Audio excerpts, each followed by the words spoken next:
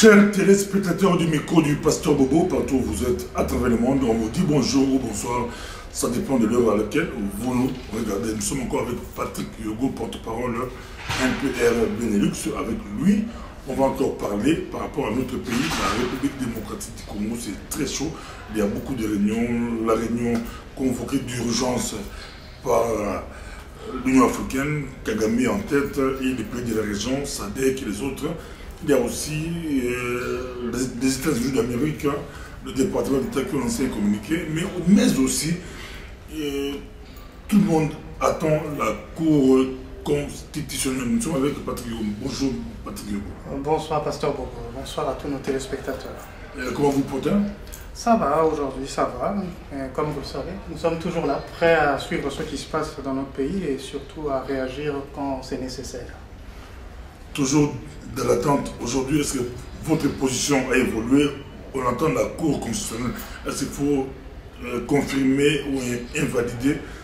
Le Congo retient son souffle. Répondre à cette question demande de remettre un peu les choses dans leur contexte. Le contexte, quel est-il? La population congolaise s'est battue pendant des années. On ne va pas remonter jusqu'à l'indépendance de notre pays, mais regardons le moment où nous avions lancé la transition vers la Troisième République. Cette transition qui a été menée dans les années 90 avec pour but d'avoir enfin un état de droit. L'état de droit veut dire que c'est la loi qui est au-dessus de tout, que les gens vivent dans le respect de cette loi, que l'on soit puissant ou malheureux. Cette lutte a porté ses fruits. Nous sommes maintenant dans ce qu'on appelle la Troisième République, avec une constitution qui est plus ou moins acceptable, avec des institutions qui sont claires. La constitution est vraiment comme une feuille de route pour la démocratie. À notre grande surprise, cette lutte, cette victoire tant attendue est en train de nous échapper. Je m'explique. Il y a eu des élections que vous avez bien suivies dans des circonstances chaotiques. Certes, mais ces élections ont eu lieu. Ces élections ont donné l'expression de la population qui voulait l'aspiration de la population congolaise, quelle était-elle? C'est que ses droits soient respectés, que sa voix puisse compter et que les dirigeants de ce pays puissent les mener vers une vie meilleure. Qu'avons-nous aujourd'hui?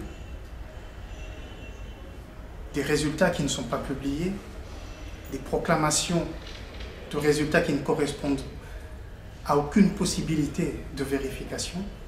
C'est comme si l'expression secrète de la population lors du vote, qui devait se traduire par la désignation de ces dirigeants, est confisquée par certaines personnes. Aujourd'hui, on remarque que la communauté internationale, dans son ensemble, a les yeux rivés sur la République démocratique du Congo. Posez-vous la question pourquoi il en est ainsi. Je tiens à vous révéler ici, pour ceux qui ne le savent pas encore, c'est que le sort de l'humanité, la croissance économique du monde entier, va se jouer en Afrique dans les prochaines décennies. Et nous sommes persuadés que la gâchette de cet élan sera enclenchée dans la République démocratique du Congo. Alors, cette histoire est la nôtre. Nous avons, par l'uranium, permis de mettre fin à des guerres mondiales. Nous avons, par notre caoutchouc, permis l'évolution de l'automobile. Nous avons, par notre cuivre, permis l'électrification du monde. Avec nos diamants, nous avons fait tourner la tête d'hommes et de femmes. Aujourd'hui, avec nos autres richesses, colombo-tantalite et autres, nous sommes en train de faire une révolution numérique. Et ironie de l'histoire ou du sort, c'est que nous qui produisions toutes ces matières premières, nous en sommes privés. Pas d'internet, coupure des réseaux sociaux, et voilà où nous en sommes. C'est pourquoi je vous dis, nous restons patriotes, aimons notre pays. Ne nous divisons pas dans des luttes partisane, la lutte qui a été gagnée par l'éviction du candidat de la mouvance présidentielle, c'était qu'une première étape. La deuxième étape, c'est de pouvoir enfin prendre en main les institutions du pays pour nous mener vers une vie meilleure. Cette étape est maintenant entre les mains du pouvoir judiciaire, la Cour constitutionnelle. C'est à elle de dire le droit, c'est à elle à libérer le peuple. Et vous croyez que quelque chose de bon va sortir de la Cour constitutionnelle du Kabila? Cette Cour constitutionnelle n'est pas celle de Kabila. La Cour constitutionnelle est celle de notre État. Cette Cour constitutionnelle est issue de notre Constitution. Constitution qui a été votée par la population congolaise. La composition de la Cour constitutionnelle peut laisser croire qu'elle est sous l'influence du président sortant et de son équipe. J'en appelle aux juges constitutionnels pour leur demander d'être des patriotes. Être patriote, c'est aimer son pays. Ce n'est pas de favoriser des oligarchies, des privilégiés. Être juge, c'est une déontologie. Vous êtes comme Salomon, qui a dû trancher les conflits entre deux mères qui se chamaillaient pour avoir un bébé survivant dans leur maison. Et vous avez vu la sagesse de Salomon, qui a eu la sagesse de demander une épée pour partager ce bébé en deux, de manière à ce que chacun ait une partie. Cette image peut nous rappeler ces bruits que nous entendons, d'un besoin de faire un gouvernement d'union nationale ayant pour but de faire une sorte de partage de pouvoir. À notre avis, ceux qui vont accepter ce schéma veulent la partition du pays. Il faut que notre pays et que ses institutions restent unies, restent en bloc. Il ne faut pas qu'il y ait une bicéphalie de notre État. Il ne faut pas qu'il y ait des directions opposées à la tête de l'État. Le peuple a tranché, aux juges constitutionnels de trancher également. Ce sont des citoyens congolais. Ce monde ne nous appartient pas. Il appartient aux générations futures. Les décisions, les délibérations que vous allez prendre vont marquer à jamais, non seulement l'histoire du Congo, mais l'histoire du monde. Je vous rappelle que nous sommes avec Patrick Yogo, porte-parole du NPR Benelux, mais vous êtes de quel côté? Votre parti, de quel côté? Nous sommes du côté des droits des citoyens, nous sommes du côté de la population. Notre souci au niveau philosophie politique, c'est que le Congolais soit au centre des choses. Et c'est ce vers quoi nous tendons. Toutes les politiques qui ont été menées jusqu'ici n'ont jamais mis le Congolais au centre. Regardez tout ce qui se passe dans la frange orientale de notre pays. Depuis plusieurs décennies, des gens meurent. Notre intégrité territoriale est mise à mal. Regardez ce qui se passe dans toutes les provinces de notre pays. Des étudiants qui n'arrivent pas à trouver du travail après leur réussite aux études. Ceux qui sont encore étudiants ont du mal à faire face à leurs besoins en frais académiques et de sustentation. Si vous mettez tout ça ensemble, vous verrez que l'État doit reprendre sa place et redistribuer les richesses nationales. Et c'est ça notre philosophie politique, c'est celle qui se trouvait dans le manifeste de l'ANCD et c'est celle que nous portons encore aujourd'hui. Patrick, vous dites que le Congo de demain va jouer un rôle capital dans ce monde, dans l'évolution du monde, avec beaucoup de minéraux que nous avons. Donc il y a une guerre qui se dit au Congo, guerre des minéraux, guerre des positionnements entre les grandes puissances. Cette guerre a commencé depuis longtemps, ça va se terminer quand? Vous appelez ça une guerre? Peut-être vous auriez... Guerre des positionnements. Qui se positionnerait? Les grandes puissances, les Américains veulent leur part du gâteau, les Chinois, les Russes, les autres. En fait, nous passons... Il y a une révolution industrielle qui est en train de se faire. Elle est déjà en cours. Alors, je vous ai toujours dit que les relations entre les États sont des relations commerciales. Les personnes qui vont mener cette révolution industrielle, c'est celles-là qui seront les Rockefeller de demain. Ce seront les Bill Gates de demain. les personnes qui seront du bon côté au bon moment, c'est eux qui vont profiter de cette manne qui va jaillir de cette révolution technologique en fait. Et c'est tout ce qui est en train de se passer maintenant. Vous avez parlé de guerre, moi je parle plutôt d'une transition technologique et industrielle qui est en train de se profiler. Non, Patrick Yogo, le Congo, était la solution, la majorité va bien beau, mais toujours comme si quelle que soit la solution, ma groupe Sabiso, et ça regarde mon boulot, il y a une image, il y a roi Salomon, na bébé, on a ma communauté qui balami bali. On a une solution, ils ont mon boulot solution. Niveau de commis et comme ça, quelle que soit la solution, on dirait que tu es battu déjà. Tu es battu. Il y a des canaux des arbres.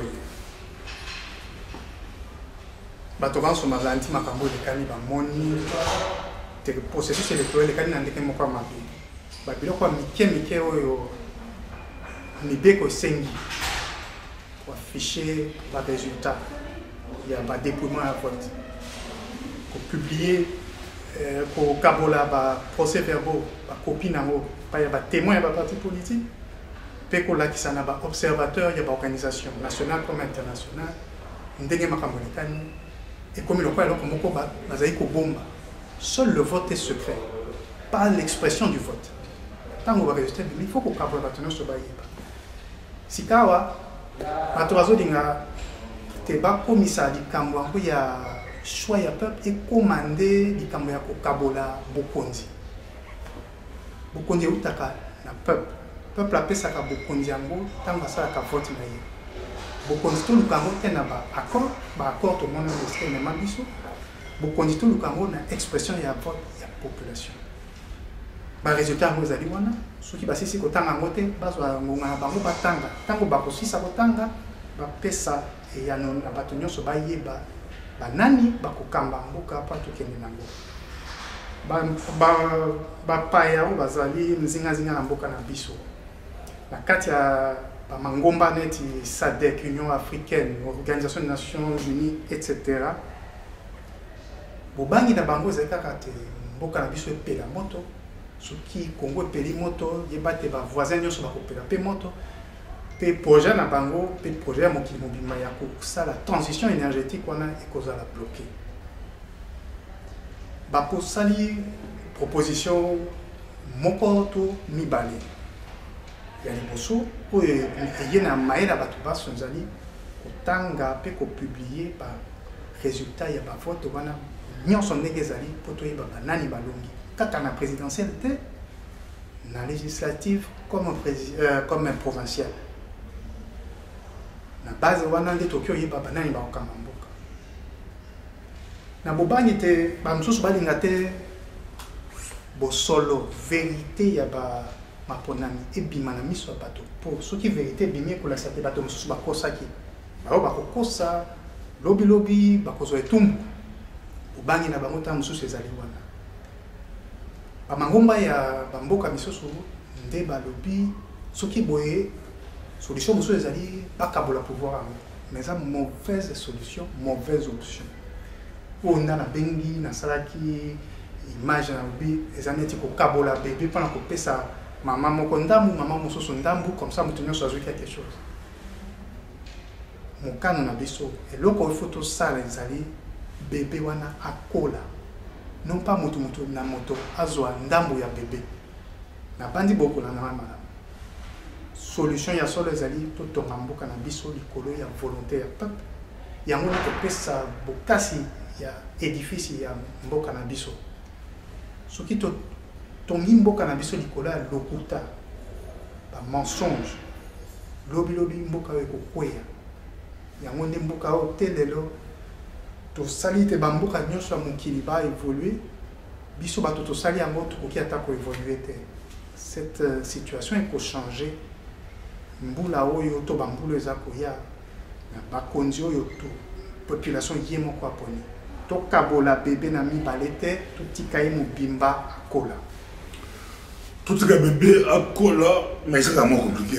Mais n'importe la majorité va t'apporter tout barbaqué. Un occupant, j'étais un occupant, le président Fouillé va avoir un dictateur, un occupant a jamais organisé l'élection, et qui langage, discours, il y a d'espoir, le lot, l'élection est stylée, mais tout ça bloqué. Est-ce que Mabé ou tu es pour battre Kabila a organisé l'élection? On dit que c'est Kabila confiance qu'il y a commencé à organiser l'élection à Salamou à la Kabila. Nakoloba boye. Yo moni ba institution ezali aki déjà. Institution yango ezaki na bato bazaki na majorité na kati ya ba institution. Ko sala ete mokonzi ya mboka. Tout ça obe retour moka na sima mais tout les kisango mingi na sima te. Na kati ya parlement il fallait déjà ça la motion de censure et de défiance contre le gouvernement pour Ezaki Liboso pour ne pas kokisaki bon on sur esengela qui te prend tout ça à l'élection. Liboso pour tout comme wana. Ma solo e koma ki na kati ya ba parti politique na bokondi sortant pour te patika ya kene susuma musika. Ba misusu basala ki kutu ba idée te ba la révision constitution bon mokondi azali atikala kaka seko mais qui au sale matin pe sale makite. Yango to kena ba élection yo esalemi na bopetete ezaki na pasi bato banyokwa mini bato bakufi bambongo bato koti na biloko wana makambo mingi esalemi nakozwa mwa likambo moko na bimisa mwa likolo bato bayoka na sommet ya francophonie esalemaki na Kinshasa bomonaki François Hollande ndenge se comportaki vis-à-vis ya mokonzi oyo azobima azalaki très froid na nsima nango akekutana na bakonzi ya baparti politique mosusu y compris na l'opposant historique feu Etienne Tshisekedi ntango asalaki geste wana na mbula oyo asalaki sommet francophonie ezalaki wana ezalaki déjà elembo moko ya kolakisa te il faut que badoba ezala respecté, il faut que transition esalema mokonzi ya mboka mosusu ya na mboka ya bapaya aya akeno mona ba opposant ya mokonzi ya yambi boso mona ngoli boso besoin ya alternance ezalaki déjà inscrit na kati ya histoire na biso ezalaki likambo ifale esalema esalemi na pasi nde toyekozwa élection yango moto moko takabeli biso ba élection wana ezali peuple congolais abundi ezala na bato ya opposition pe na bato ya pouvoir parce que bato ya pouvoir ko balongwaki bakoti na position barundi balembisi lisusu pouvoir wana po te koma finalement na ba élection toloba te totikeli dictateur occupant to kombo nyonso bokopesa ye a organiser ba élection bato babundi mpona ba élection esalema yango il faut tout memango te na suka et tina yango ozomona bato bakobanga komona soki bafungoli nzungu wana na ba résultat bakoyeba solo population elingini tout ce ça pour nous c'est quoi vérité des urnes bato tout ba vérité des urnes tout le monde parle de vérité des urnes mais vérité des urnes oui ezalini il est kolobalini vérité ya urne bosolo ya ba urne ezalini na cadre de l'élection au Congo. Vérité des urnes, c'est l'expression que dans la loi électorale. Il y a un débat sur la vérité des urnes. Je crois que dans la carte, il y a exposé des motifs. Il pas il faut alternance salement, il faut élection salement pour des résultats où il y a la vérité des urnes. Et ça là, il y a un des salades, c'est ça la vérité des urnes. Vérité des urnes pour comprendre la malade.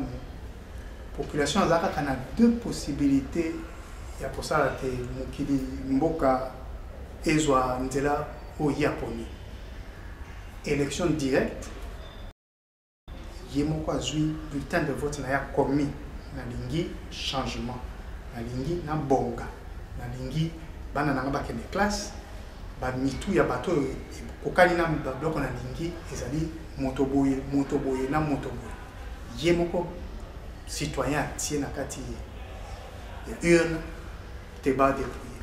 Deuxième solution ezali tango asi aponi bato wana siko ngoni bakopona bakonzi oyo mosusu. Alors acte wana ya kopona nde vérité des urnes eza na kati wana. Totika te bato mosusu babimisa vérité mosusu. La seule et unique vérité ezali te ba publication ya bato, ezali te maloba ya bato, ezali te ba camp ya ba kati ya opposition ba bundana tout ba camp ya opposition bundana contre pouvoir. Vérité ezali moko expression ya population ezali simple. Yango nde faut bima bato ba yeba yango. yango nde po ebima na si ezali Patrick Yogo toza na ye mais akakozo mosusu po ezase ya Congo ça évolue. Donc bebe oyoka o ba confirmer. Bon, pour confirmer, c'est un peu beaucoup plus. Le Bogo Kao, bah, qui est en transition. Le Bogo Kao, bah, c'est des coalitions. Le Bogo Kao, les Congo, ça va comme l'homme. Tout ça, tout le coulons de l'évolution en Bogo Congo. Mais au cas où, bah, confirmer, Félix Tshisekedi, il a bien ici, un peu air de Nélux, ou un peu en général, Congo Samoune, où tout travail. Ou, c'est Barthé Foyer Lumtazui, même si nous tout travailler. Pour travailler la condition de la vérité des jeunes. Nous, le côté de la vérité des jeunes. Ce qui, normalement, aussi, madame, si réellement Félix a gagné les élections, nous avons aussi un monde qui tient à attaquer. L'impression. Nabandi, tozali, kotia, maïna, qui sont masse mingi na kati ya présidentielle. Vérité des jeunes tous au Bazali na baïcheno belé. C'est une vérité en débit. Koloba kosa na moto bakopona likamozali ya kopsa la partage ya pouvoir te ndiki na tikali koloba ngomba iso petango iso ezalinde kosa musala pona mboka epoka.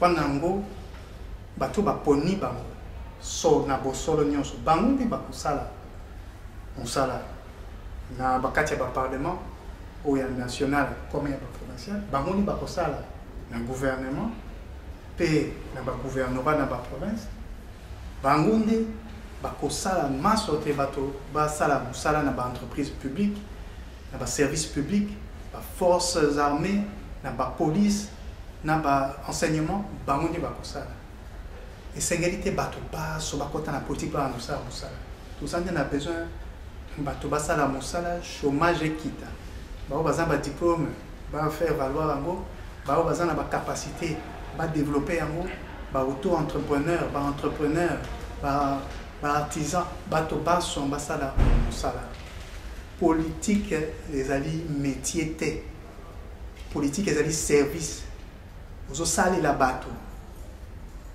politique ezali kanyaka te ou bien ni kelemba to nini o lelo ngai lobi ya yo politique eza likambo ya mbongo te eza likambo ya kosalela bato soki yo olingi koma moto ya mbongo sala société sala entreprise mpona kozonga na motuna na yo soki na bavérité des urnes wana bato ya mpe bazwi bisika bakosala mosala na place oyo bazwi soki bazwi te bakosala mosala esika bamesani kosala parce que politique ezali métier te kasi ezali service. Merci. Tokomi Souka, prochainement, mes cours du pasteur Bobo, très compliqué, ma solo. Merci. Merci Nabil. Merci.